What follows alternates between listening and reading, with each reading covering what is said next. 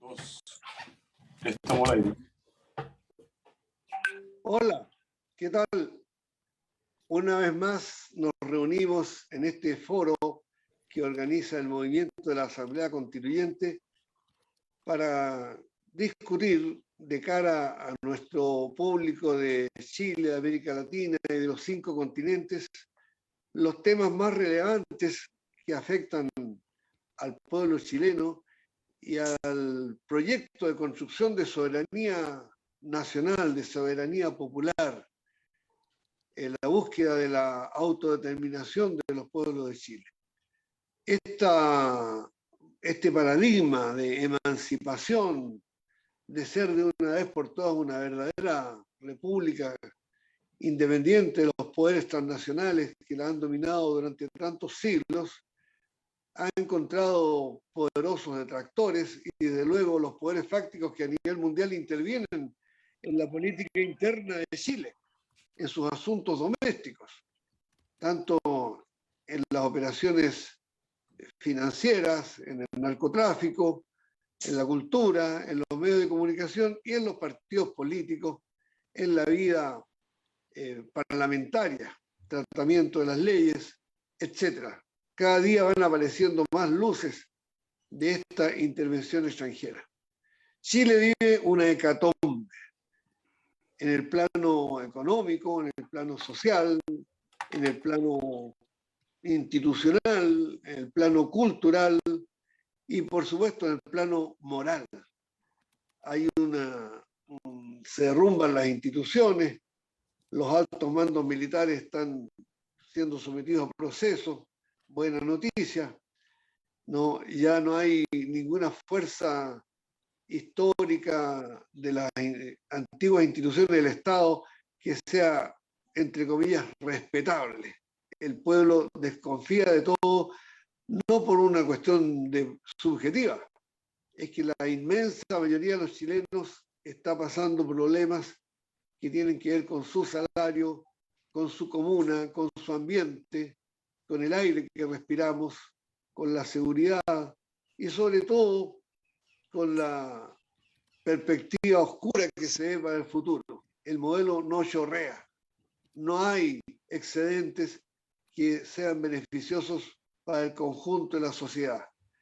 Hemos tenido 2 años de pandemia y las grandes empresas transnacionales de la minería, del capital financiero, multiplican sus ganancias, han ganado más plata que nunca.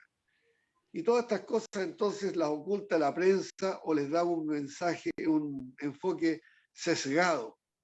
Por eso que en el foro de hoy vamos a tratar de ponerle una lupa a analizar la profundidad de la decadencia de este modelo que algunos le llaman neoliberal, pero que en su esencia determina la subordinación de los aparatos productivos chilenos y de los servicios a grandes capitales extranjeros. Este programa es transmitido por el equipo de comunicaciones del Movimiento Asamblea Constituyente, encabezado por Adelchi Santana, y lo pone en el aire el compañero Jaime Parra, a quienes agradecemos por esta solícita gestión de poner esto en el Facebook de MOV Asamblea Constituyente, Capacitación Ciudadana, Urracas, Emaús y Asamblea Constituyente de Europa. Entonces voy a presentar a los panelistas de esta sesión de hoy sábado. Vamos a comenzar con Camila Montesino, ingeniero agrónomo, que es miembro de la Asociación Nacional de Mujeres Rurales e Indígenas, ANAMURI, y connotada representante y activista de Chile Mejor sin TLC, sin tratados de libre comercio. También nos va a acompañar esta tarde el biólogo marino, amigo Bernardo Reyes Ortiz, que aparte de académico es un investigador en temas de economía agraria, en temas de ecología política, y el economista y doctor en ciencia política Jorge Veil, también miembro de la Coordinadora Nacional de la Asamblea Constituyente, profesor titular de Economía Política. Por lo tanto, tenemos personas que trabajan con estos temas, que hacen pedagogía permanentemente y que estarán solícitos a responder a las preguntas del público. Por lo tanto, comenzamos con Camila Montesino. Por favor, Camila, si tú nos puedes ilustrar cómo podemos respaldar este acerto de que el modelo no da más y que Chile necesita cambios de estructura para salir de este pantano en que se encuentra. Adelante, por favor, Camila Montesino. Gracias, Gustavo. ¿Se me escucha bien? Muy bien. Muy bien, gracias. Bueno, yo voy a dar 6 razones de por qué el modelo neoliberal en Chile ha sido un fracaso, ¿no es cierto? Aquí se habla de que hemos vivido un milagro económico, el milagro chileno. Incluso se le ha puesto para ciertos sectores un apellido específico. Se habla, por ejemplo, del milagro agroexportador o agroalimentario exportador. Y en realidad, cuando uno mira las cifras, puede ver que hay 6 razones. La primera es que es un modelo que no crea empleo, y que el empleo lo que ha hecho ha sido sustituir algunos empleos y sustituirlos por empleos de mala calidad de tipo precario. No produce alimentos, no ha producido una inversión neta positiva, es decir, nosotros somos hoy día exportadores de capital. Ha producido una dependencia creciente en todo punto de vista, no solamente desde el punto de vista de bienes de consumo, sino que especialmente desde el punto de vista de la alimentación. Somos cada día más dependientes. Ya ha producido esta diferenciación y estos niveles de pobreza y miseria que todos conocemos y que están, ¿no es cierto?, en la base de la revuelta social, y ha producido una destrucción del medio ambiente que hoy día pone en peligro la sobrevivencia de todo tipo de seres vivos, o sea, desde, ¿no es cierto?, comunidades, sobre todo rurales específicas, pero también la sobrevivencia de especies vegetales, animales, microbianas, etc. ¿Ya? Esas serían las 6 razones y las voy a explicar ahora. ¿Ya? La primera es que no crea empleo. El modelo neoliberal se ha basado, digamos, basa su éxito, sus cifras macroeconómicas exitosas aparentemente, las basa sobre todo en 2 grandes rubros, ¿no es cierto?, la exportación minera y la exportación agrícola. La industria minera en Chile aumentó su mano de obra más o menos hasta el año 2010, ahí empezó a estancarse la mano de obra, y a partir del año 2013 para acá, nosotros hemos visto una disminución permanente de la mano de obra en Chile, en que en realidad ha disminuido entre el año, justamente desde el año 2013 al año 2019, ha disminuido casi 1/3. Y además de esa mano de obra, ¿no es cierto?, que se ha restringido, lo que vemos es que 2/3, por lo menos 2/3 de esa mano de obra son mano de obra precaria, o sea, que no tiene un contrato directo, sino que está empleada a través de subcontratistas, lo cual significa menores garantías laborales, bajos sueldos, etcétera, etcétera. El otro gran rubro, ¿no es cierto?, que nos dicen que es el gran empleador, es el rubro agroexportador, pero si uno nuevamente mira las cifras, y en todos estos casos yo voy a hablar de cifras oficiales, no son estimaciones propias ni de alguna organización social, son cifras sacadas o del Banco Central, o de ODEPA, o del Ministerio del Trabajo, o del INE, ¿ya? Bueno, en agricultura, el milagro agroexportador comenzó oficialmente, podríamos decir, el año 85, y si uno mira las cifras de trabajo desde el año 85 hasta acá, el empleo agrícola se ha visto absolutamente estancado. Se ha estancado en una cifra que cambia estacionalmente entre más o menos 650.000 a 750.000, 800.000 trabajadores y trabajadoras.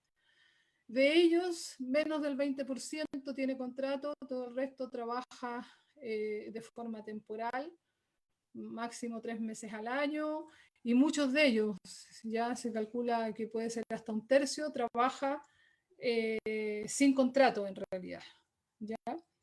Además de eso, la agricultura de exportación, en general, la agricultura es la que paga los peores sueldos de toda la economía chilena, ya paga más o menos un tercio por debajo del promedio general de los sueldos de Chile, que ya, como todos sabemos, de por sí son bajos. Entonces, este modelo exportador, ya, primera cosa, no produce trabajo, en realidad lo ha ido reduciendo. Cuando comenzó el milagro neoliberal, la agricultura empleaba al 20% de los trabajadores, hoy día no alcanza a emplear al 10%, ¿ya? Entonces, como digo, no produce empleo y el empleo que da es de pésima calidad. El segundo elemento es que no produce alimento, a pesar de que Chile es un gran exportador de productos agrícolas, de hecho ha prácticamente multiplicado por 8 desde el año 85 acá, multiplicado por 8 sus exportaciones agrícolas, no exporta alimentos, lo que hace es exportar consumo suntuario, es decir, exporta fruta, exporta el postre y exporta el vino, ¿ya? Y exporta un producto de consumo suntuario como son los mariscos y los salmones, ¿ya? Pero no exporta alimentos básicos. Y eso ha significado dos cosas, ha significado un impacto creciente y diría y cada vez más extendido geográficamente por el crecimiento de los monocultivos, que no solamente el monocultivo forestal, sino que hoy día muy fuertemente el monocultivo de la viña, el monocultivo del palto, ¿ya? Y el monocultivo de otros frutales, que están causando problemas de agua, problemas de desertificación, arruinan los suelos, etc. ¿Ya? Y sobre todo ha producido una dependencia creciente en términos alimentarios para el país. Nosotros hoy día importamos el grueso de la carne que consumimos. Si en el año 70 producíamos alrededor de 4 o 5 kilos de leguminosas por persona, hoy día estamos produciendo la 10ª parte, estamos produciendo la 3ª parte de las papas por persona que se producía en el año 70, estamos produciendo más o menos un 60% del trigo por persona que se producía en esa época, etc. Y todo eso ha significado más y más importaciones. Significa que si cuando comenzó este milagro el 10% de las exportaciones, del ingreso por exportaciones se gastaba en importar, hoy día con las exportaciones 8 veces más grandes, se está gastando el 40% de ese ingreso en comprar alimentos, ¿ya? Eso significa, entre otras cosas, por ejemplo, que uno de los grandes promesas que hacía de que íbamos a mejorar la balanza comercial con este sistema, ¿ya? En realidad la balanza comercial hoy día está cada vez más baja, está más baja que cuando comenzamos el sistema de exportaciones, ¿ya? Y está en realidad tiende a cero. ¿Ya? Esa es la balanza comercial que hoy día tenemos. O sea, todo este milagro exportador solamente ha significado que tenemos que importar cada vez más. Bueno, el cuarto elemento que quisiera mencionar es que, ¿no es cierto?, se ha dicho que este sistema neoliberal atrae la inversión extranjera, permite la actividad económica, una actividad económica que no produce empleo, que produce destrucción, pero además cuando vemos las cifras reales, lo que vemos en realidad es que la entrada de capital al país no existe. En realidad nosotros somos grandes exportadores de capital. ¿Por qué? Porque gracias a los tratados de libre comercio, las empresas extranjeras pueden exportar todas sus ganancias. Y en los últimos 10 años nosotros tenemos un promedio de alrededor de 8.500 millones de dólares al año que se exporta, de déficit de capital. Es decir, nuestra balanza de pago, que significa que si nosotros consideramos todo lo que entra al país por inversión extranjera, por exportaciones, etc., y a eso le descontamos todo lo que sale del país, resulta que nosotros tenemos un déficit de más de 90.000 millones de dólares, casi 90.000 millones de dólares en los últimos 10 años. Y este año va a batir récord, ya estamos por sobre los 15.000 millones de dólares de exportación por sobre lo que entró al país. O sea, cada año nos estamos haciendo miles de millones de dólares más pobres y este año nos vamos a hacer por lo menos 15.000 millones de dólares más pobres. Para que ustedes tengan una idea, eso nos habría permitido pagar la salud y la educación gratuita para todos los chilenos y chilenas. ¿Ya?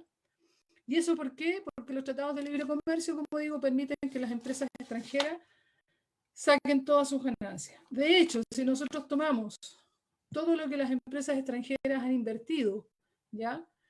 Y vemos todo lo que han sacado, en realidad hemos pagado toda la inversión extranjera de la época neoliberal y además hemos pagado al menos, porque aquí las cifras no son claras las que da el Banco Central, hemos pagado además unos 20.000 millones de dólares por sobre lo que ellos han invertido. ¿Ya? Esa es la realidad de este modelo. Desde el punto de vista de lo que pasa en el campo, esto ha significado pobreza, ha significado expulsión desde el campo. Digamos, nosotros calculamos que cada día se pierden al menos 50 familias campesinas que salen del campo, ¿ya? Porque no tienen las condiciones para seguir ahí. Y ha significado un proceso de concentración de la tierra extremo. En Chile, el 1% de los propietarios tiene más del 75% de la tierra. Y de hecho hay una empresa que es Celco, Celulosa Arauco, que ella sola tiene más tierra que todos los campesinos y campesinas juntos. ¿Ya? Entonces es un modelo que nos ha costado extremadamente caro y no ha dejado absolutamente nada. Quisiera saber si con eso contesté, si tengo más tiempo, porque si no yo podría hablar algo sobre qué es lo que podemos hacer al respecto. Te pregunto, Gustavo. Sugiero que lo dejemos para la segunda vuelta, ¿ya? Perfecto.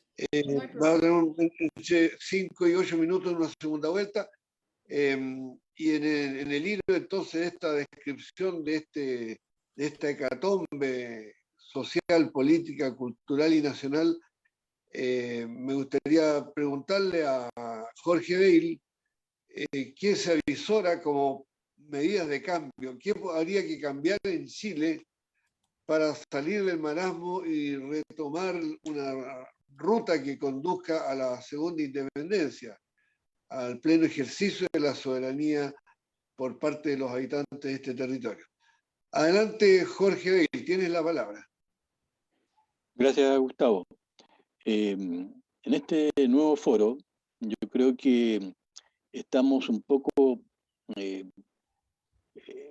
avanzando en el tiempo y cada vez que se van sumando días de esta campaña electoral por la presidencia de la República, por diputados, senadores, consejeros regionales, etcétera, cada vez más al irse planteando temas, vemos que la crisis política se profundiza, la crisis económica adquiere nuevas características, nuevas informaciones, igualmente los aspectos culturales, los aspectos sociales, los aspectos medioambientales.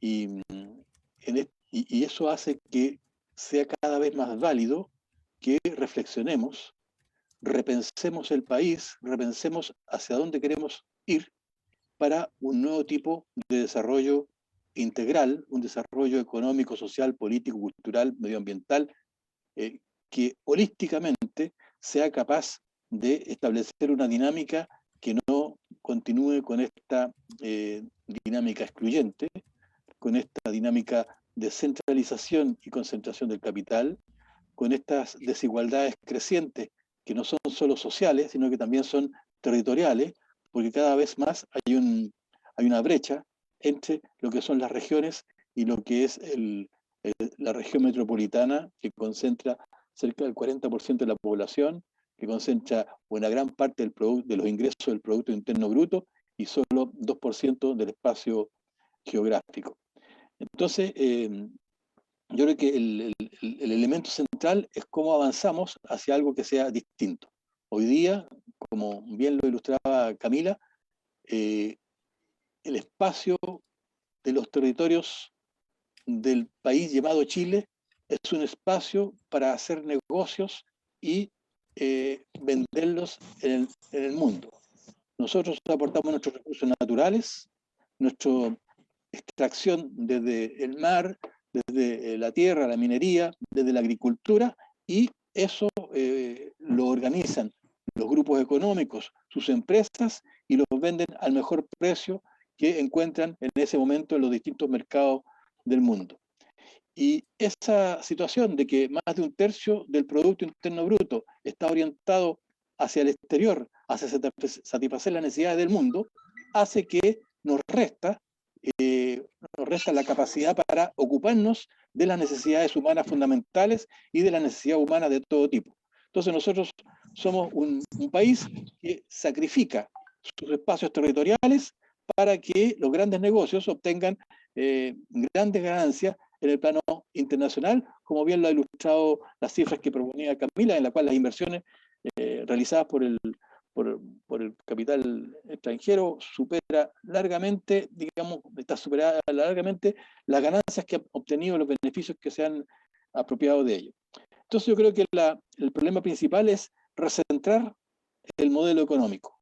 En vez de que esté orientado al exterior, que esté orientado hacia el mercado interno, a satisfacer las necesidades de las comunas, de las regiones y de las necesidades humanas en las cuales tenemos muchas carencias.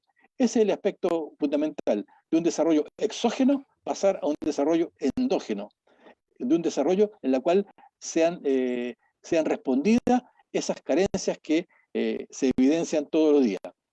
Y yo vengo llegando de Chiloé, de Castro, de Rancagua, y me fui muy golpeado con algunos antecedentes que me aportaron ahí los sectores productivos, en la cual los impactos que tienen en el medio ambiente con el problema del agua es abismante. Es decir, ahí hay una especie de musgo que se llama pompón y que permite una retención del agua. Nunca había habido problemas de agua en Chiloé.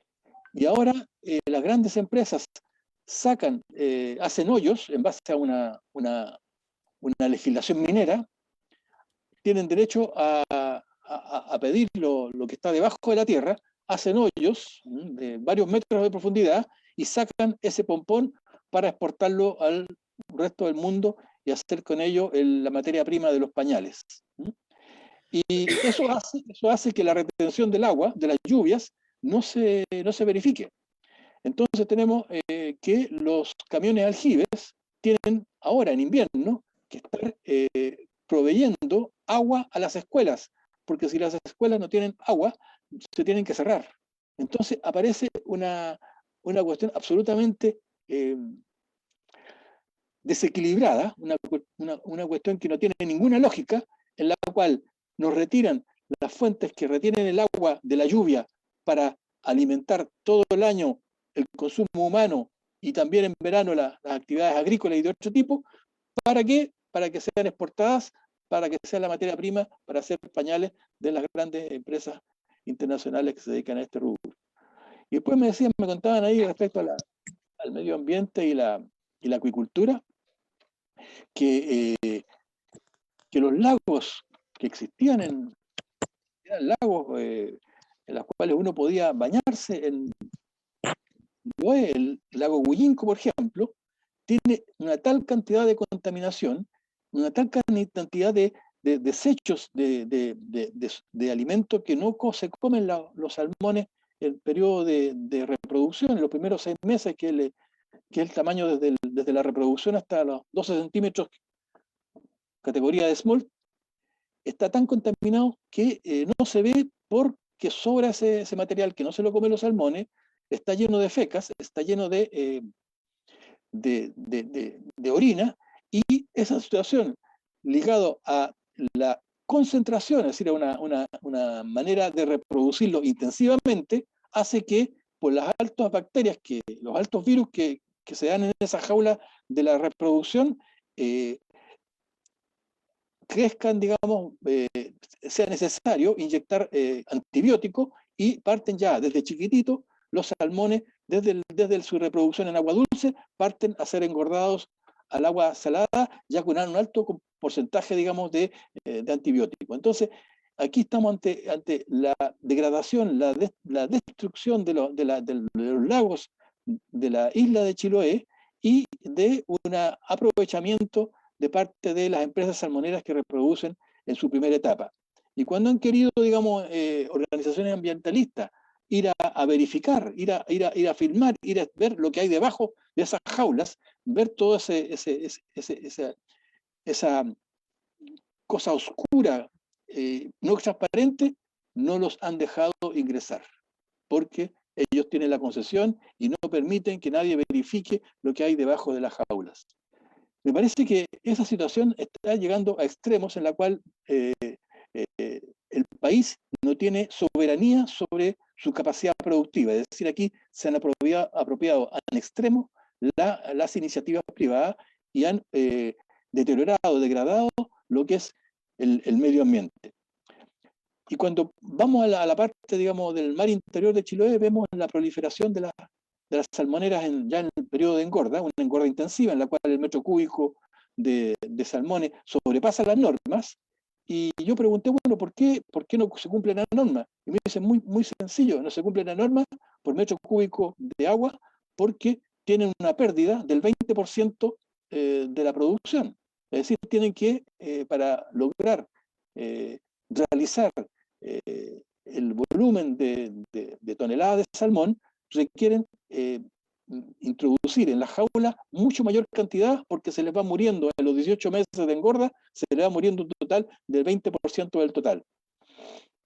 Y en torno a esa jaula nacen los florecimientos de algas, en torno a esas jaulas está igualmente en el agua salada, está las fecas, la orina, los desechos de alimentos, están los restos de balsas, de cáñamo, de plumavit, que van deteriorando un entorno como ocurrió en el fiordo Comau, donde están los corales, los corales más reconocidos de agua, de ese tipo de agua en el mundo. Es decir, un lugar muy privilegiado que hay en el fiordo Comau, y ahí ocurrieron hace 2 meses atrás estos accidentes en los cuales la contaminación llegó a sus extremos, llegó a niveles en los cuales hoy día hay procesos judiciales en curso, acusaciones que se están haciendo.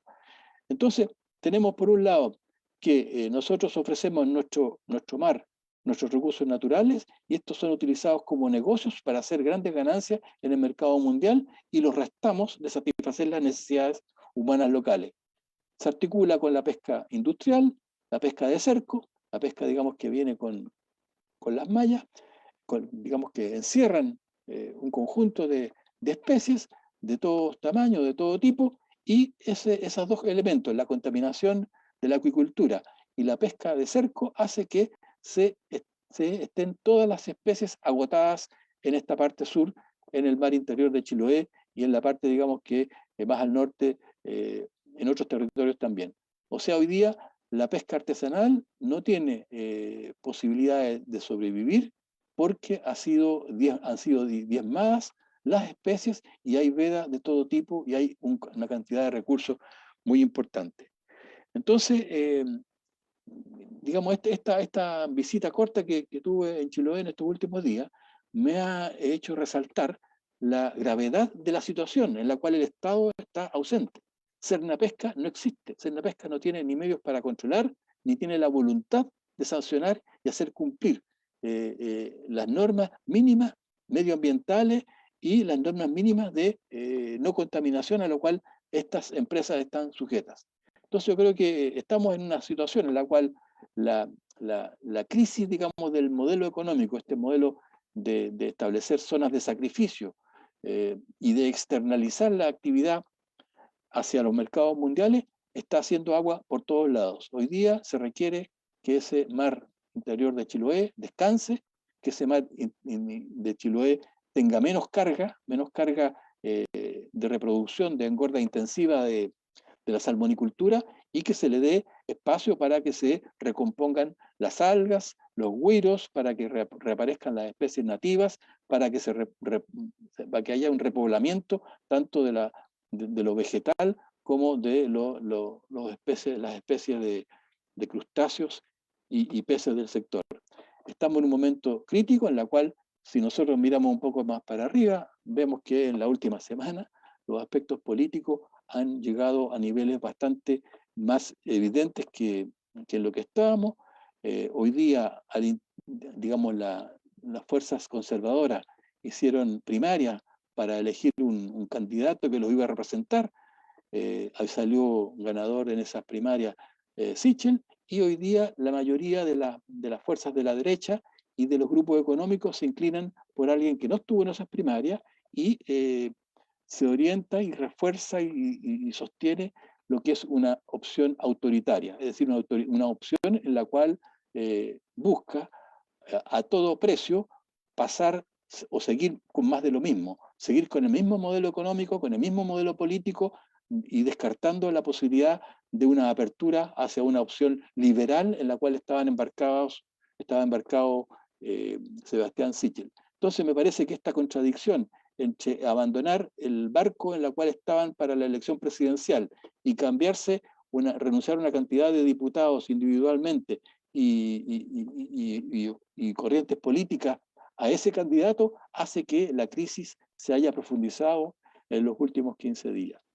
Eso quisiera yo decir en esta primera vuelta de esta pequeña, digamos, pasaje por las condiciones de agravamiento de los resultados, impactos ambientales, impactos económicos y su relación con la situación política. Eso, Gustavo. Tienes que prender el micrófono. Ahí, ¿me escuchas?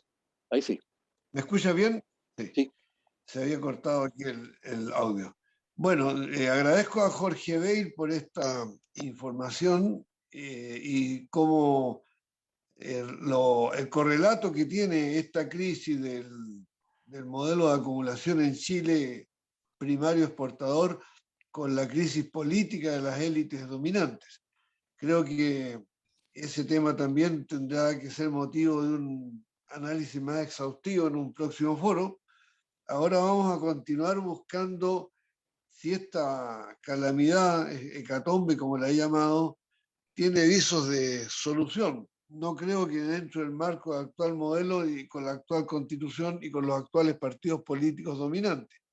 Pero suponiendo que pudiéramos tener soberanía popular, que pudiéramos convocar a una asamblea constituyente representativa de lo mejor de las fuerzas vivas de la sociedad chilena, que pudiéramos tensionar el poder constituyente originario para hacer cambios de fondo, me dirijo entonces a Bernardo Reyes. ¿Cómo ves tú? ¿Qué perspectivas de cambio tenemos? Porque no es llegar de un día para otro, cambiar de gobierno y cambiar de modelo y cambiar de constitución. Aquí estamos hablando de un proceso de cambios para reencauzar a Chile hacia un destino con soberanía nacional y con democracia participativa. Adelante, Bernardo Reyes. ¿Cuál es tu enfoque sobre esta situación? Bueno, después de escuchar a Camila, particularmente los datos que entregó, yo estuve mirando otros en relación al sector forestal y al sector minero, uno se pregunta cómo el candidato de derecha, que no participó justamente en las primarias de su sector, se plantea como patriota, cuando las condiciones en que está nuestro país desde la perspectiva de la sustentabilidad, de poder proyectar un desarrollo y el buen vivir, ¿no?, hacia el futuro, se tornan cada vez más grises. Tenemos un modelo en que resulta muy difícil ser optimista, pero somos optimistas porque tuvimos un 19 de octubre y la revolución, el estallido social de octubre, ha dado inicio a un proceso que difícilmente va a parar en la convención constitucional y que tiene que avanzar hacia una asamblea constituyente, donde el pueblo soberano sea quien determine cómo se lleva este proceso y no un proceso cautelado a medias aguas como el que estamos viendo que está ocurriendo hoy día en Chile gracias al acuerdo que logró el presidente con el conjunto de partidos al interior del Congreso en este mal llamado Acuerdo por la Paz. Entonces, dicho esto, quiero plantear que la estructura de producción del país tiene que cambiar radicalmente. Y para poder cambiar radicalmente tenemos que tener otro marco de análisis. Y ese marco de análisis no puede ser sino un marco desde una perspectiva que la economía tenga una visión como un subsistema dentro de los ecosistemas naturales que proporcionan los materiales, la energía, el agua, todo el conjunto de riquezas que precisan los sistemas productivos, no que el sistema económico es el gran sistema que subsume todo lo demás. Porque de otra manera no logramos entender cómo funciona la biosfera, todo el planeta, y mucho menos cómo funciona nuestro país. Esa ignorancia, que yo creo que es una ignorancia malintencionada, es la que lleva a un señor que es presidente de la SOFOFA, don Juan Sutil, pero también a varios presidentes, incluidos algunos de la Concertación, que no voy a nombrar acá por un poquito de pudor, ¿no? Siguen diciendo que el agua de los ríos se pierde en el mar. Entonces hay dos posibilidades. O que la trayectoria de estos 3.500 millones de años en que los sistemas de vida han cambiado y han hecho evolucionar este planeta, desde que aparecen las primeras bacterias, los primeros hongos, y transforman todo, y luego crean un sistema autopoyético que es capaz de reproducirse, autorreproducirse a sí mismo, y generar distintas formas y ciclos de materiales para lograr que haya un cierto equilibrio ecológico en el planeta. Ignorando todo eso, y estos mismos señores que también se dicen católicos, ¿no? Dicen que Dios es un bruto porque mira que diseñar los ríos para que se desperdicie el agua en el mar, que son los mismos que han agotado el agua en el norte de Chile, pero que quieren llevar ahora el agua del sur para el norte, porque su economía se basa en el agotamiento de los ríos, en el agotamiento de los acuíferos. Lo estamos viendo en la tercera, en la cuarta, en la quinta región, y siguen avanzando hacia el sur. Entonces, como el agua de los ríos quedan todavía en el sur, hay que dejar las comunidades mapuche, hay que dejar los ecosistemas sin agua para llevar el agua a estos señores que son los que saben crear riqueza para que puedan exportar desde proponen 8 millones de hectáreas de agricultura de exportación, no para alimentar a las y los chilenos. Entonces, un primer punto es que necesitamos una nueva visión de la economía que la asuma como un subsistema dentro de una mirada ecosistémica mayor. Eso implica entender este concepto de resiliencia, que los ecosistemas, sean estos cuencas, sean estos glaciares, sean estos bosques nativos, sean estos suelos, de paso, 1 centímetro de suelo se puede tomar 100 o más años en generarse. Por lo tanto, la protección de los suelos debería ser una política pública de altísimo nivel. Cambiar el uso de suelo debería ser algo enormemente difícil para poder proteger los suelos agrícolas como lo hace Japón, como lo hace Holanda, como lo hace Francia, donde tú no puedes fragmentar los suelos productivos solamente porque tienes amigos y conocidos dentro del Ministerio de Agricultura, como ocurre en Chile, y donde las parcelas a grados van devorando todo el potencial productivo de la agricultura. Entonces, esta teoría de sistemas complejos como sistemas autopoyéticos que se reproducen son claves para integrar en la nueva visión de la economía, para que la resiliencia, que es la capacidad del ecosistema de recuperarse, pueda estar instalada para poder enfrentar estos procesos traumáticos, a ratos catastróficos y aún más graves que vienen con el cambio global y estos ya 13 años de sequía que podrían alargarse otros 10 años más según datos recientes de la NASA y con los cuales podría Chile estar en un problema extraordinariamente más grave que el que estamos viviendo ahora. El segundo es el de adaptación, que tiene que ver con que existan mecanismos para la evolución de los ecosistemas frente a procesos de aprendizaje y la sociedad aprendiendo también de los errores, pero también de las respuestas que pueden ser adecuadas para evitar que frente a estos cambios bruscos los ecosistemas puedan tener la flexibilidad para adaptarse y que no esté ocurriendo lo que está ocurriendo hoy día en Chiloé, que nos relataba Jorge Bell recién, y que decía, si sacas el pompón, sacas la esponja que retiene el agua, no puede extrañarte que después te quedes sin agua en Chiloé, o si envenenas el suelo de los mares interiores y que están secretando ácido sulfídrico hacia la superficie, no puede esperar vida en ningún mar que tenga ese nivel de putrefacción en el fondo del mar o ese nivel de antibióticos, ¿no? Entonces, la única forma es restablecer los equilibrios disminuyendo la presión ambiental sobre los ecosistemas. Y un tema central, entonces, es repensar cuáles son los indicadores que queremos utilizar para medir la economía chilena el bienestar de las personas más que la economía, el bienestar de las personas y el potencial futuro que tiene el país. Y eso implica aprender a vivir dentro de los límites de la naturaleza, es decir, vivir utilizando los intereses que generan estos recursos no naturales y no comernos, mucho menos exportar los recursos naturales de tal forma que las próximas generaciones se queden sin recursos. Es como comernos todo el capital que tenemos en nuestra cuenta de ahorros en el banco durante los primeros 2-3 meses del año y seguir viviendo el resto del año con intereses. Eso ya está ocurriendo en Chile.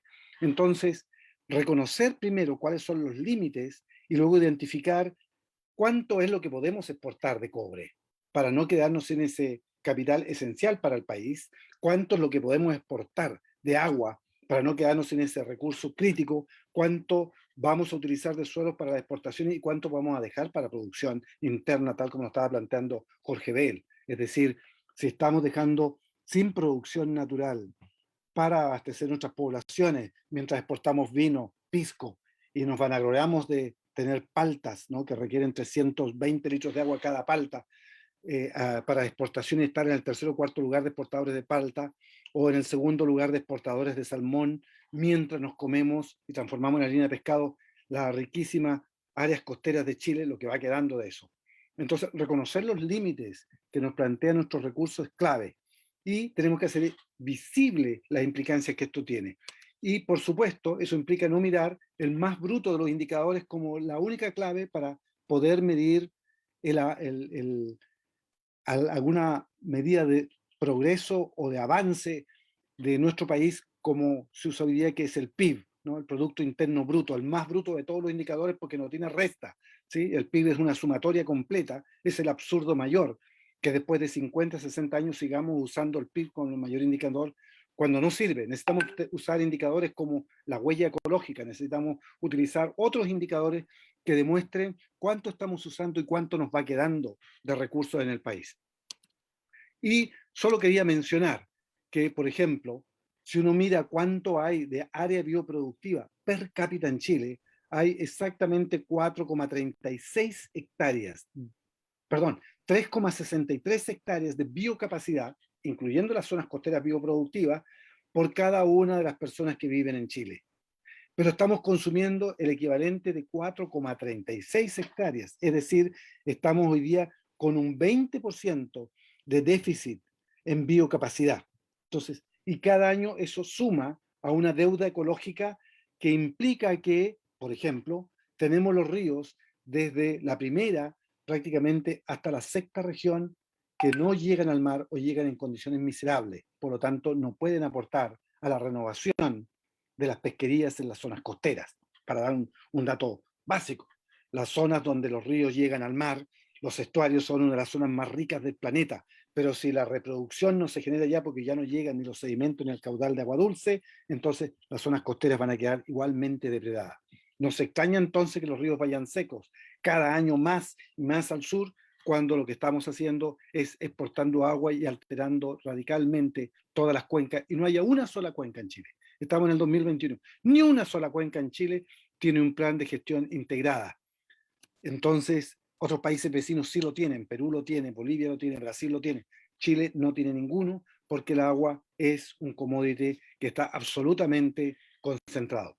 Otro elemento central para la conversación.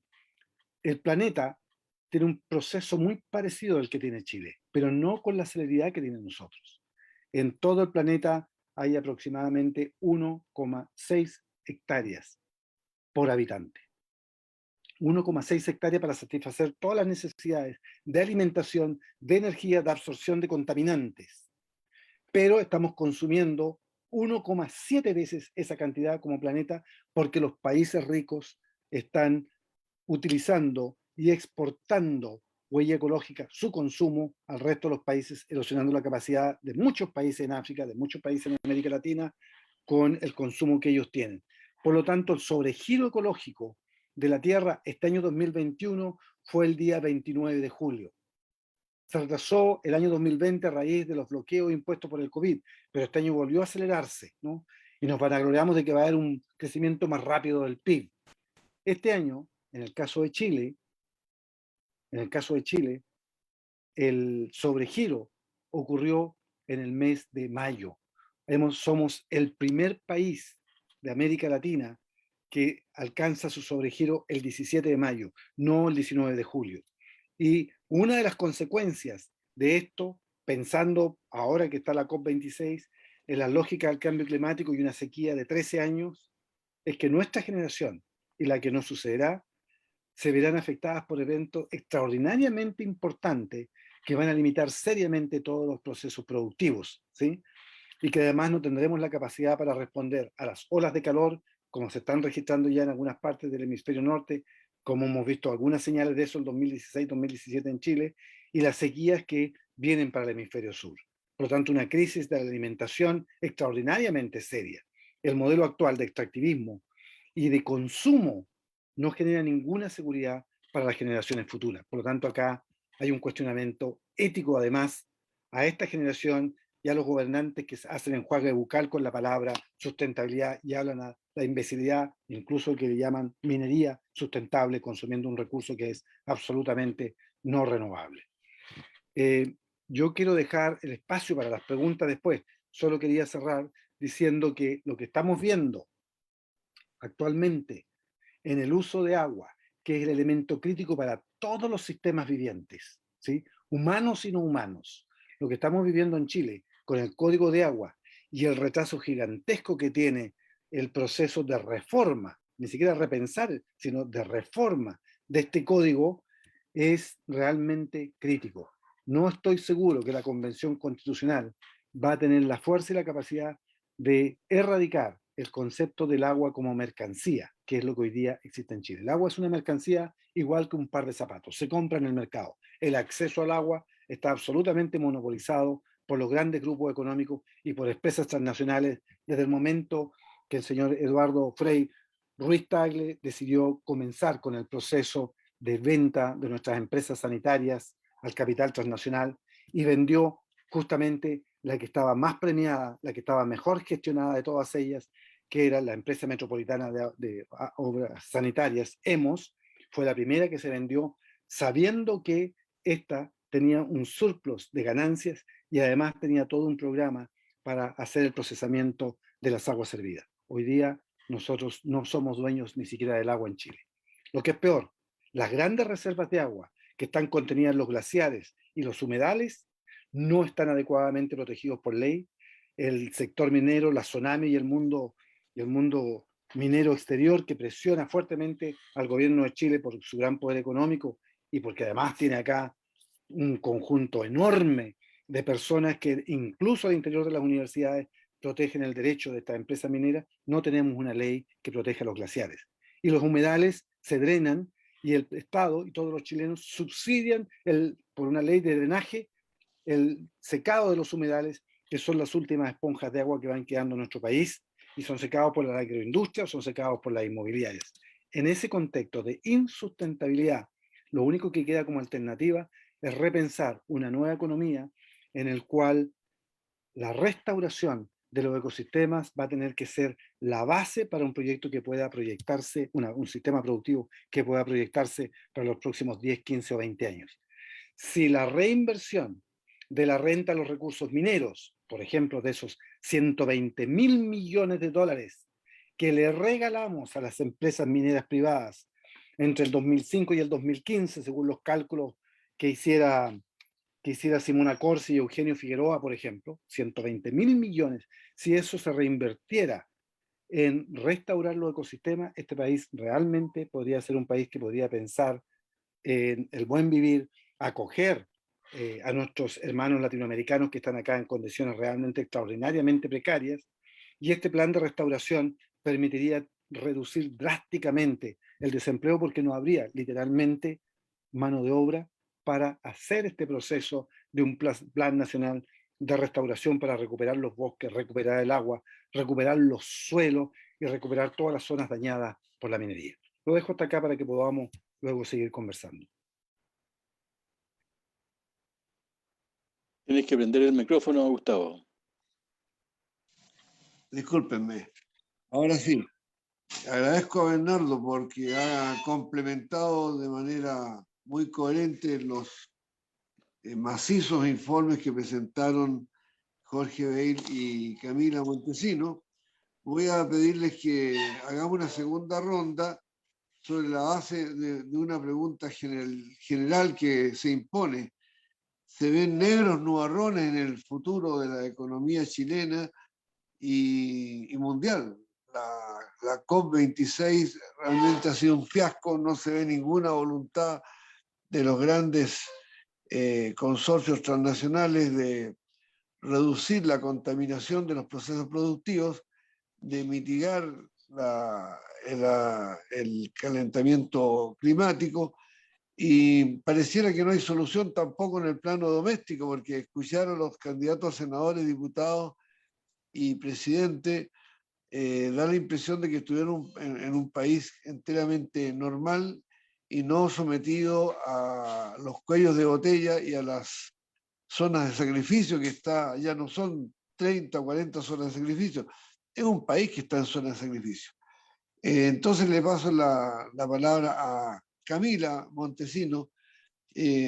¿Cómo nos puedes tú dar un ánimo, dar una visión de curso de acción para salir de este círculo vicioso, este empantanamiento de la economía chilena y de la catástrofe ambiental en Chile? Adelante, Camila, tienes rango de 5 minutos, por favor. Camila, ¿me escuchas? Sí, ahora sí. Gracias, Sí. Gustavo. A ver, si uno tuviera que decirlo con todo, hoy día en Chile se necesita un cambio extremadamente amplio, o sea, hay que cambiarlo todo, hay que cambiar las reglas del juego, hay que cambiar orientaciones, hay que cambiar, digamos, es un cambio profundo, amplio, ambicioso, etcétera. ¿Ya? No puedo hablar de todos los cambios necesarios, quisiera hablar de un cambio que es necesario y posible y que tendría un impacto muy fuerte en todas estas formas de restauración, de saneamiento, de reconstrucción que necesitamos. Y esos son los cambios en la agricultura. ¿Ya? La agricultura, digamos, la agricultura que necesitamos es una agricultura que debe cambiar su centro y que de pasar de ser una agricultura orientada a la exportación, tiene que ser una agricultura primero que nada orientada al consumo interno y sobre todo orientada a la producción de alimentos para el consumo interno. Tiene que ser una agricultura de base agroecológica, tiene que ser una agricultura diversificada y que nos ayude a restaurar esa base productiva de la que hemos hablado los tres, ¿no es cierto? Que es una base productiva, la base material de la producción se ha ido deteriorando en Chile producto de este modelo. Esa base productiva tenemos que restaurarla, tenemos que restaurar los suelos, tenemos que restaurar la biodiversidad, tenemos que restaurar los ecosistemas, tenemos que restaurar, digamos, el país entero. Y para eso se necesita una agricultura de base agroecológica y los únicos que pueden hacer viable, factible y masificar una agricultura de base agroecológica es la agricultura campesina e indígena, por las características que ella tiene. Por lo tanto, nosotros creemos que hay que poner al centro la agricultura de base la agricultura campesina de base agroecológica, campesina e indígena. Ese es un elemento central. Ahora, ligándolo con problemas más amplios, primero, la agricultura campesina e indígena nos permitiría asegurar la alimentación del país. O sea, podríamos reducir drásticamente los niveles de dependencia que hoy día tenemos y podríamos asegurar una alimentación sana, fresca, sabrosa, diversa, no contaminada, etcétera, etcétera. ¿Ya? El segundo elemento, podríamos aumentar significativamente el empleo en el campo. Los cálculos que nosotros tenemos, o sea, de hecho hoy día la agricultura no exportadora, teniendo menos de un tercio de las tierras, todavía entrega al menos el 40%, entre el 40 y el 50% del empleo agrícola. ¿Ya? Pero bueno, lo más importante es que desde la vía campesina, ¿ya? Y sus organizaciones aliadas, nosotros hicimos un estudio acerca del impacto de la agricultura campesina sobre el cambio climático y pudimos demostrar con las cifras oficiales que si la agricultura campesina, y por eso entendemos una agricultura diversificada, agroecológica, con circuitos de comercialización cortos y esencialmente locales, con una agricultura que no depende de insumos químicos por toneladas, ¿ya? Que no depende del transporte alrededor del mundo, porque el consumo es más bien local. Es una agricultura que no solamente recupera la base ecosistémica, sino que es una agricultura que además puede enfriar el planeta. Nosotros hoy día nosotros demostramos, ¿ya?, que el sistema agroindustrial, el sistema agroproductivo industrial o agroalimentario industrial produce alrededor de la mitad de todos los gases de invernadero. Cuando uno suma el transporte, la refrigeración, la basura, los envases, los productos químicos, etc., la pérdida de materia orgánica desde el suelo, la deforestación, todo eso produce alrededor de la mitad de los gases invernaderos. Lo que nosotros vemos es que si pasamos a una agricultura campesina, indígena de base agroecológica, podemos absorber hasta el 60% del exceso de gases, de gases con efecto invernadero que tenemos en la atmósfera. ¿Y por qué? Muy fuertemente uno de esos es por la recuperación de los suelos. Por lo tanto, para nosotros poner la agricultura campesina en el centro es central. Recuperar los ecosistemas es central, ¿ya?, por todo lo que tiene, por todos los impactos que tiene, tanto sobre el bienestar humano como sobre el bienestar, podríamos decir, del planeta o de la naturaleza, ¿ya? Entonces, ese es un elemento central que nosotros tenemos, pero para eso necesitamos ser, en el caso de todos los países en realidad, necesitamos ser soberanos. Todo esto es imposible hacerlo si estamos siendo amarrados como una neocolonia, ¿no es cierto?, a través de los tratados de libre comercio, a través de otros tratados de inversión internacional, etc. Por lo tanto, necesitamos recuperar la soberanía. Un elemento que se hace cada vez más obvio es que tenemos que dar la inversión extranjera por pagada y por lo tanto terminar con las exportaciones de ganancias, justamente para hacer esa inversión de la que habló Bernardo, ¿ya? Tenemos que, por supuesto, reducir la minería. Hay estudios de Caputo que dice que con 1/3 de la actividad minera nosotros tendríamos exactamente los mismos ingresos. Con 1/3 de la actividad minera en manos del Estado tendríamos los mismos ingresos nacionales que hoy día tenemos con el sistema actual, ¿ya? Y tendríamos entonces que trabajar en conjunto por una agricultura de tipo restaurativa, no solamente de productiva, sino que también de tipo restaurativa. Y como digo, eso no solamente se puede hacer si la agricultura campesina está al centro. Ese es el aporte que nosotros hacemos, si se quiere, desde el mundo campesino, a esta gran solución que tiene múltiples componentes y que tenemos que impulsar. Pero el resumen es, hay que cambiarlo todo. Ese es nuestro resumen. Gracias, Camila. Gran resumen. Hay que cambiarlo todo, la base material, la institucionalidad y la forma de relacionarnos. El proceso que conduce a una asamblea constituyente precisamente busca generar una interacción de todas las fuerzas vivas de la sociedad, de todos los sectores, de Arica a Magallanes, del 1,5 millones de compatriotas que está fuera del país, sumar la energía positiva que hay en la sociedad chilena, que hoy día está enteramente diluida y dispersa porque las decisiones están en manos del 1%, una cúpula empresarial y parlamentaria y transnacional sobre todo. Parece difícil intentar un plan de cambios económicos, sociales, culturales y al mismo tiempo institucionales, porque los cambios institucionales se pueden manipular desde la cúpula del poder, como ha ocurrido con las restricciones que el Parlamento le puso a la Convención Constitucional para que no se pueda inmiscuir en temas concernidos por los tratados de libre comercio. Parecieran muchas dificultades juntas. Estimado Jorge Beil, ¿cómo ves tú esto, los obstáculos que habrían para iniciar un proceso de saneamiento de nuestra economía, de nuestra ecología, de nuestras relaciones sociales e institucionales? Lo ves muy cuesta arriba. ¿De dónde sacamos energías, recursos, fuerza, correlación de fuerza para producir estos cambios. Adelante, Jorge Beil.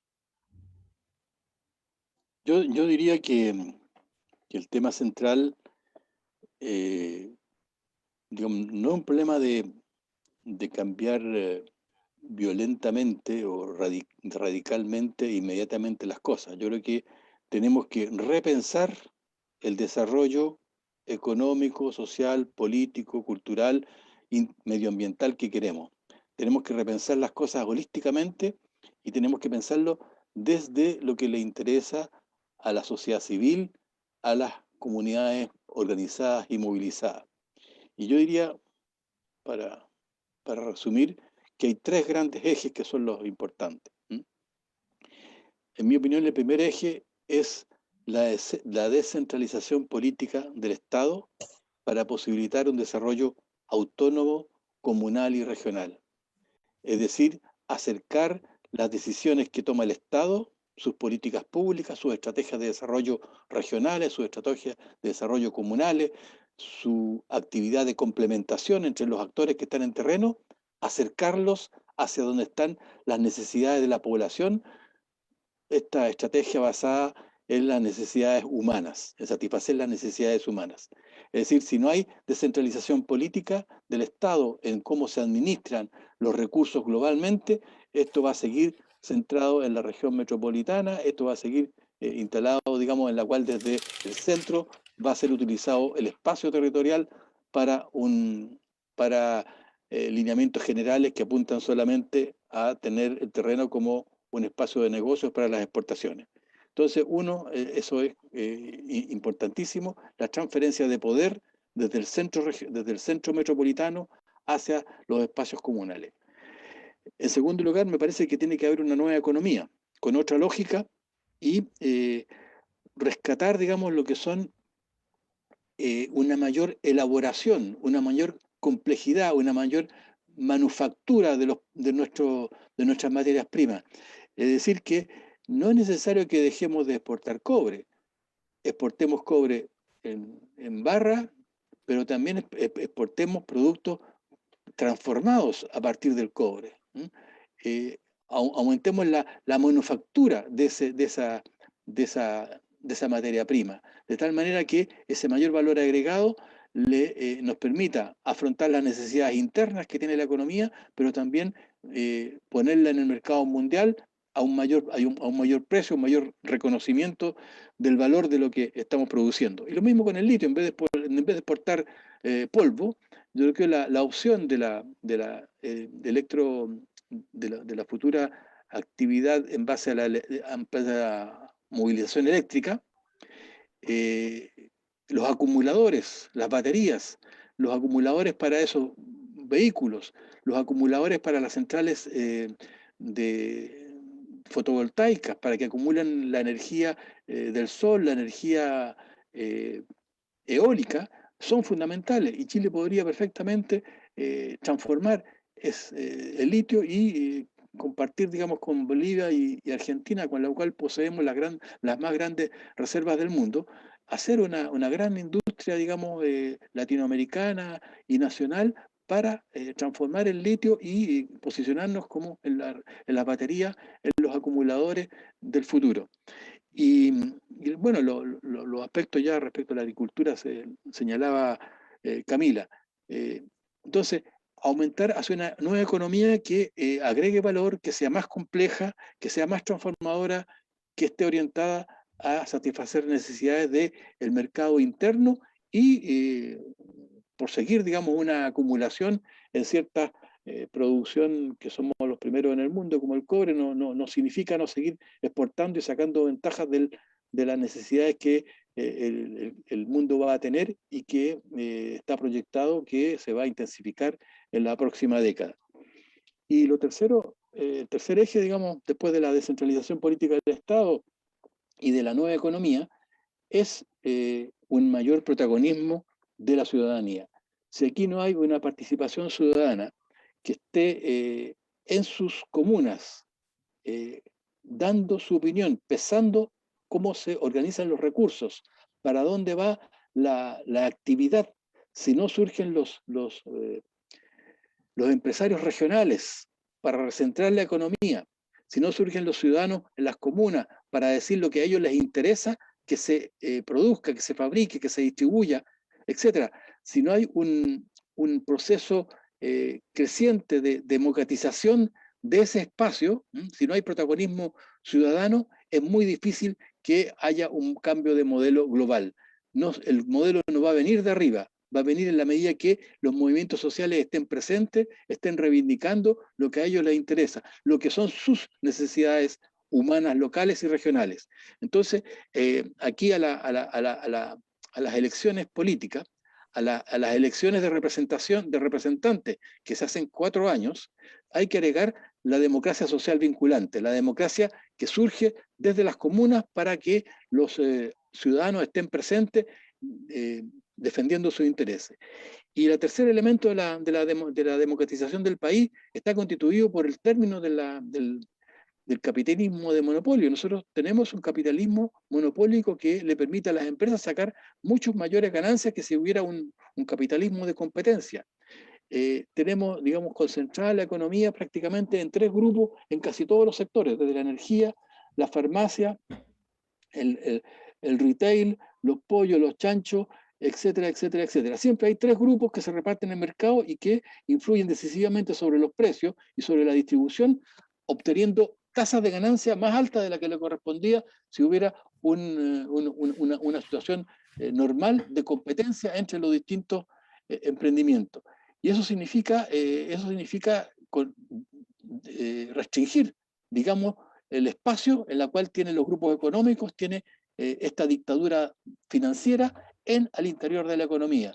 Significa hacer un estatuto muy preciso del pequeño y microemprendimiento para que ellos puedan subsistir y no sean simplemente subcontratistas que son sacrificados, que son explotados al extremo por los grandes distribuidores de los productos internos y externos. Entonces aquí, si no hay una democratización de la economía, si no hay una democratización, si no hay a nivel social que pueda participar en lo que los ciudadanos quieren hacer en sus comunas, en sus territorios, si no hay una ampliación de estos aspectos, difícilmente podemos transformar, digamos, el modelo económico. Hay aquí, digamos, la relación estrecha de la democracia política, la descentralización política del Estado y la nueva economía están estrictamente ligados para el futuro. Yo quisiera simplemente subrayar esos aspectos que me parecen muy significativos. No podemos ver la aproximación de conjunto, la visión holística de la problemática en la cual estamos involucrados, porque es la respuesta a una crisis que también es global, una crisis que también es holística, que también está involucrada desde lo cultural hasta lo social, lo político, lo económico y lo medioambiental. Eso, Gustavo.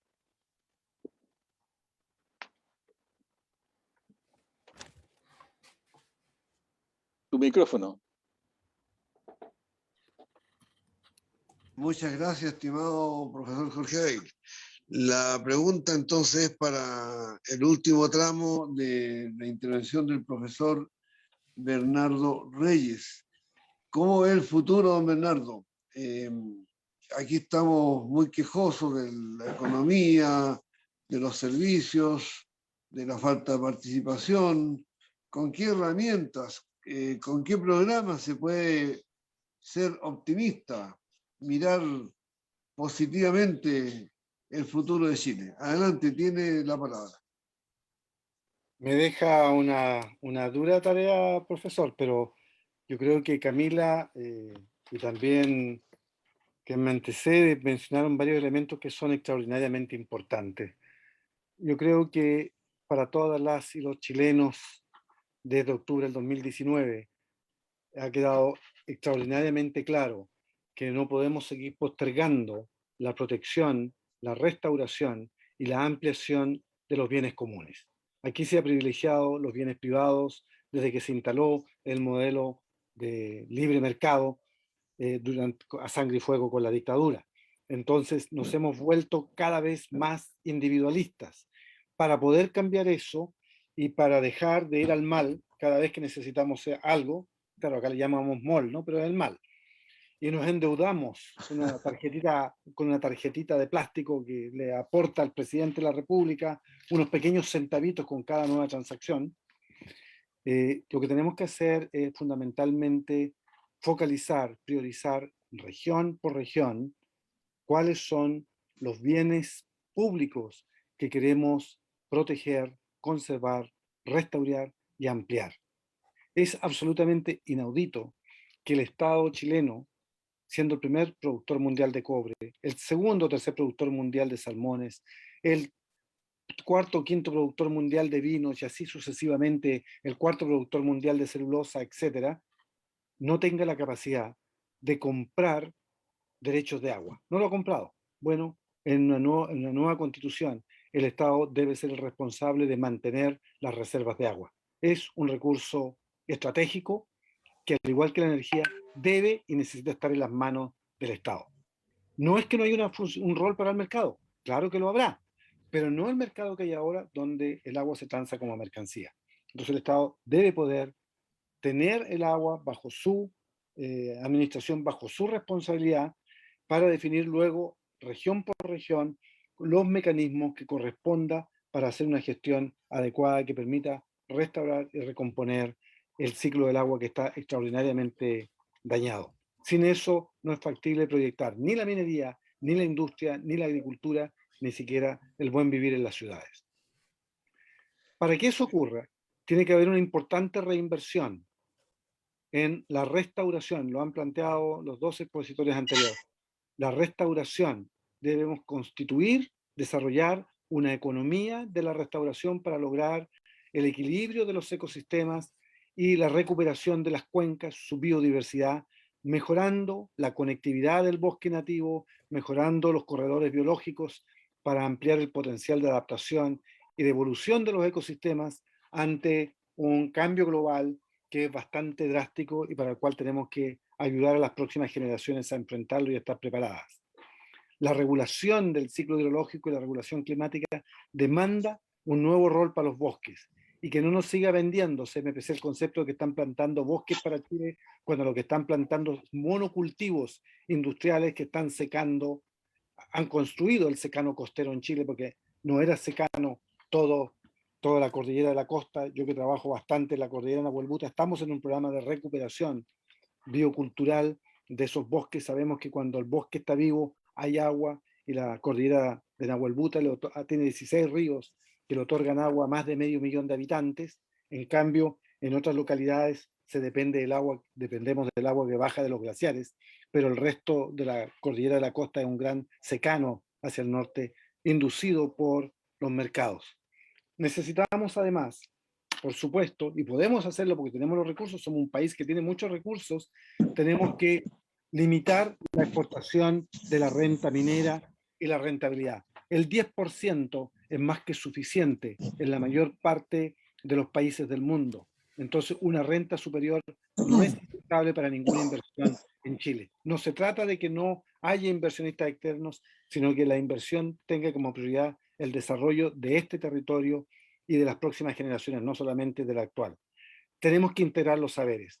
Es absolutamente inaceptable que un porcentaje tan alto de universidades, pero también Corfo y otras instituciones públicas, no consideren los saberes de los pueblos originarios como un eje central para la recuperación que permita restaurar y reconstituir un país que es lo que Chile necesita en este gran cambio.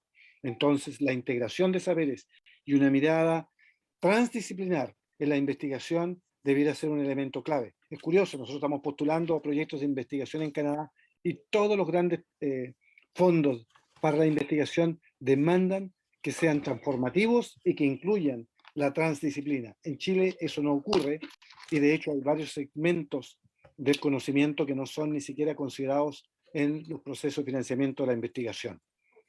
Lo otro que resulta imprescindible en este proceso es que el Quijote que camina solo está haciendo un acto heroico, pero nosotros tenemos que mirar nuestro continente y particularmente América Latina y nuestro vecindario como el gran potencial de cooperación. No podemos seguir pensando en la competitividad y en la competencia cuando necesitamos resolver un tema gravísimo que queja incluso a Europa y Estados Unidos seriamente, que es el tema de la energía. Nosotros somos parte del cinturón de fuego del Pacífico y nosotros podríamos desarrollar mucho más rápidamente con un programa de cooperación sur-sur, la geotermia, por ejemplo, para evitar destruir los ríos represándolos, por ejemplo, o llenando los campos de generadores eólicos. Tampoco es buena idea. El mar Pacífico es justamente lo menos pacífico y la energía undimotriz ya tiene más de 45 o 50 años de desarrollo, pero Chile no quiere financiar, el Estado chileno no quiere apoyar el desarrollo de la industria indomotriz que podría en toda la zona sur y en varias otras regiones costeras estar produciendo toda la energía que se requiere en las ciudades costeras, que no es poco porcentaje de la población nacional. Esto para mencionar dos áreas que están absolutamente postergadas y que colectivamente y en cooperación con los países vecinos podríamos resolver.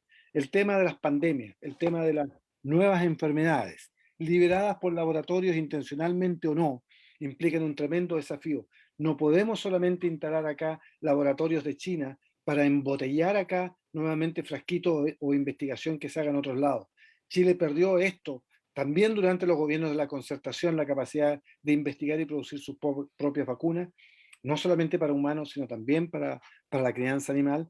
Necesitamos potenciar esas capacidades y qué mejor hacerlo como un programa compartido con los países vecinos, con Bolivia, con Brasil, con Argentina, porque esa es la cooperación que realmente podemos encontrar las respuestas para un futuro crecientemente complejo frente al cambio global. Y no podemos avanzar en ninguna de estas direcciones si no colocamos más esfuerzo en fortalecer las economías locales. Aquí se habla de la economía frecuentemente. El gobierno habla de la economía, del crecimiento de la economía o del estancamiento de la economía.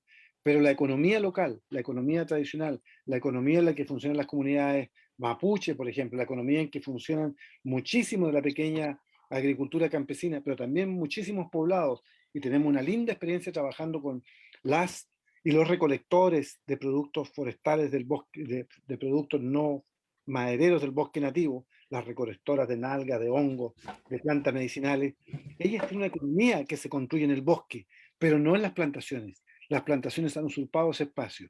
Y hoy día hay muy poco espacio para ese importante elemento que aporta un ingreso autónomo a los hogares y que las palabras de las mismas dirigentes de las recolectoras que salen cada día a recorrer los cerros y que son los ojos y oídos de lo que ocurre allá y que nos anuncian qué barbaridad están haciendo las empresas forestales en muchos casos, ellas dicen que ese es el espacio más importante de libertad que ellas tienen como mujeres.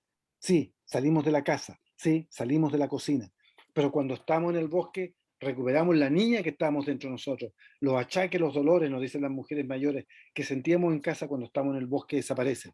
Y no son baños de bosque por sí, y de por sí solamente, es que están recolectando nutrientes, están recuperando la mirada en torno a la relación con la naturaleza y están además construyendo toda una economía que sana localmente, que aporta las medicinas para las machis, para los laguentuchefos y para todos los sistemas de salud locales. Por lo tanto, la economía local diversificada debiera ser un foco central para el desarrollo de las regiones. Sin ese foco y solamente mirando la industria, podemos tropezarnos nuevamente, dado las serias limitaciones que Chile tiene en abastecimiento energético. Eso quería plantear yo ahora. Gustavo, Gracias. Gustavo, yo quería agregar algo muy importante Adelante. a lo cual se refirió Camila. Nosotros hemos perdido soberanía económica y soberanía financiera. Y es indispensable para una nueva economía, para un nuevo proyecto de desarrollo económico-social, recuperar esa soberanía económica y financiera que sustenta, digamos, lo que está detrás, la producción. Y hoy día existe una visión muy manipulada, muy fuerte de parte de los sectores conservadores en el país respecto a la amenaza de la inflación. Y por lo tanto, ante la amenaza de la inflación, el Estado tiene que retirar, digamos, una serie de subvenciones, bonos.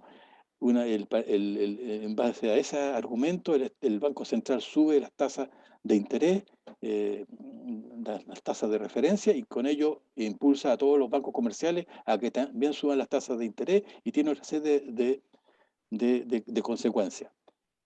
Esta visión es equivocada, es una manipulación de la situación económica. Hoy día, la primer grupo de las presiones inflacionarias está dado, uno, porque subió el precio del dólar, de la cual el país no tiene ningún dominio. No depende de nosotros el precio del dólar a nivel internacional y la desvalorización del peso. Subió el precio del petróleo, que influye sobre todo lo que son los transportes, transporte de carga, transporte de mercancías como transporte de pasajeros. Influye en todo el aumento del precio del petróleo. Aumentó el precio de los fletes, de los containers, donde nosotros importamos, importamos la mitad de los productos que vienen en el INE, en la canasta en la cual se mide la inflación. Aumentaron los precios de los seguros del transporte marítimo. Esos 4 elementos hacen una presión inflacionaria en la cual ninguna de las medidas que están anunciadas o esta alza de la tasa de interés por parte del Banco Central tienen alguna incidencia, no sirven para ninguna cosa. Y lo segundo elemento que actuó sobre las presiones inflacionarias es el aumento de la liquidez. Y ese aumento de la liquidez no está dado por que los trabajadores han utilizado su fondo de cesantía o porque han recibido el primero, el segundo y el tercer retiro. Hoy día, en la gran cantidad de la liquidez que fluctúa, es producto que ha habido un salto cualitativo de colosales cantidades del lavado de dinero. Y en segundo lugar, se ha implantado el narcotráfico, que ha establecido un negocio de enormes proporciones. Esa es la liquidez que está influyendo sobre los precios de los productos comunes. Y sobre esos aspectos, en la medida que uno eleva la tasa de interés del Banco Central, presiona la banca comercial, se pone más caro el crédito de consumo, se encarece el crédito para los emprendimientos del micro y pequeños productores, se aumenta el valor de las deudas ya contraídas, en esa misma medida nosotros estamos golpeando la economía legal y estamos favoreciendo la expansión de la economía ilegal, la economía al negro. Y eso tiene grandes repercusiones, porque en contrapartida, la tasa de inversión normal está estancada. Ha caído enormemente la inversión por la recomposición tecnológica de las empresas o la inversión por nuevas iniciativas económicas. ¿Y qué es lo que ha hecho el gran capital? Ha retirado las ganancias, los dividendos de las acciones. Las ha retirado y las ha puesto afuera o las ha puesto en otros lugares. Entonces tenemos una explicación, un concepto de por qué hay presiones sobre la inflación que no tienen, que dejan de lado, que nos demuestran claramente que hoy día no tenemos ni soberanía económica ni soberanía financiera, y que las medidas que estamos haciendo son ineficaces para un proyecto de desarrollo nacional que satisfaga las necesidades humanas, que se reoriente, etcétera, etcétera. Yo quisiera hacer énfasis eso que dijo Camila, de que tenemos que recuperar la soberanía económica y financiera para poder sostener un nuevo tipo de economía, un nuevo tipo de desarrollo. Gracias, Jorge, por esta información complementaria. Estamos llegando al fin de este foro sobre las alternativas que tenemos que configurar entre todas y todos los chilenos ante este derrumbe del modelo neoliberal y neocolonial que se ha presentado a Chile como un camino de éxito, de modernidad, de un ejemplo para el mundo, pero que es todo eso un montaje publicitario que apunta básicamente a adormecer a la ciudadanía. Ciudadanía que vive la ilusión de cambios a través de un futuro presidente, un diputado, un senador, un alcalde o incluso una nueva constitución, pero que es una ciudadanía que no puede realmente incidir soberanamente en estos procesos que le conciernen de manera tan directa, porque cuando elige un convencional, ese convencional no tiene atribuciones para tomar decisiones en materia de los tratados internacionales que nos amarran al pulmón del capitalismo global del norte. La situación sin duda es muy preocupante. Creo que Camila, Jorge y Bernardo nos han dado una información muy rigurosa, muy interdisciplinaria. Este foro está como para verlo nuevamente a través de nuestros canales de Facebook. Se lo dije al comienzo, se lo repito: MOV Asamblea Constituyente Europa, Capacitación Ciudadana, Urracas, Emaús. Y además en las próximas horas se los enviaremos por un link de YouTube, algún canal de YouTube que facilita la difusión para ver este programa en diferido, porque, insisto, hay que verlo 2 veces y hay que no dejar para mañana decisiones tan trascendentes que están determinando el presente y el futuro de Chile y de las nuevas generaciones. Muchas gracias a todos quienes nos han seguido en esta transmisión. Muchas gracias al equipo de comunicaciones, a Jaime Parra y a Delchi Santana. Y nos vemos el próximo sábado en otro foro del Movimiento Asamblea Constituyente. Y felicitaciones nuevamente a Camila Montesino, a Bernardo Reyes y a Jorge Beil. Muy buenas noches. Buenas noches, muchísimas Muy buenas gracias. noches. Muchas gracias a todas, a todos. Adiós.